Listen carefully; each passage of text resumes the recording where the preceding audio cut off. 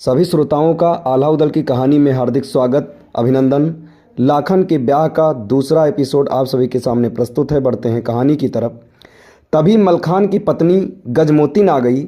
मलखान ने जब उसे बताया कि पत्र आया है, उदल और लाखन दोनों बंदी बनाकर खंदक में डाल दिए हैं, आल्हा की सेना भी मर कट गई है, उन्होंने सहायता के लिए बुलाया है, तब रानी गजमोतिन ने कहा, सोचने का समय नहीं है, आप बिना एक पल की देरी किए तुरंत जाओ। रानी ने याद दिलाया कि जब तुम भी खंदक में पड़े थे तो उदल ने ही तुम्हारी जान बचाई थी। जरा सी देर के कारण उदल मारे गए तो सारी जिंदगी पछताते रहोगे। गजमोतिन रानी की बात मलखान की समझ में आ गई और अपनी फौज को तैयार होने का आदेश दिया। सिरसा से चला तो महोबा पहुंचा। उसने यही बातें ब्रह्मानंद को समझाई तो उसने भी बूंदी जाने की तैयारी कर ली।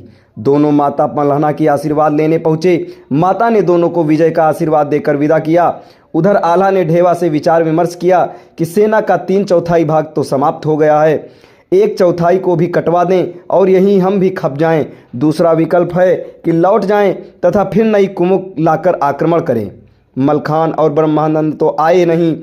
फिर यही तय हुआ कि लौट ही चलें, अतः सेना को वापसी रुक करने का आदेश दे दिया। थोड़ी ही दूर चले तो उधर से बड़ी भारी सेना को आता देखा। आल्हा ने ढेवा को आक्रमण का आदेश दिया ही था, तभी किसी ने मलखान के पहुंचने की सूचना दी। ढेवा ने तुरंत आदेश रुकवाया और आल्हा को सूचित किया। फिर थोड़ी ही देर बाद ब्रह्मा और मलखान पहुंच गए। दोनों ने आल्हा को प्रणाम किया। आल्हा ने दोनों को गले लगाया। अब युद्ध की नीति इस प्रकार बनाई गई। बूंदी पर उत्तर की ओर से ढेवा को आक्रमण के लिए मोर्चा लगाने को कहा। जब बूंदी की फौजें आगे बढ़ें तो आप धीरे धीरे पीछे हटते जाना। उधर दक्षिण से मलखान की फौज आगे बढ़ेगी।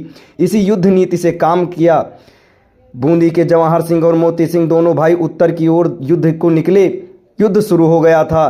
तय नीति के अनुसार ढेवा ने अपनी सेना पीछे हटाई तो बूंदी की फौजें आगे बढ़ गईं। दूसरी ओर दक्षिणी फाटक को मलखान ने तोपों की मार से तोड़ दिया और किले में प्रवेश कर गए। रंग महल से रानी आई तो बोली, महिला पर वार मत करना। मलखान ने भी कहा, आप मेरी माता हैं, आपको मैं कोई नुकसान नहीं पहुंचा सकता। आप केवल ये बतला दो कि उदल और मलखान और लाखन कहाँ कैद हैं।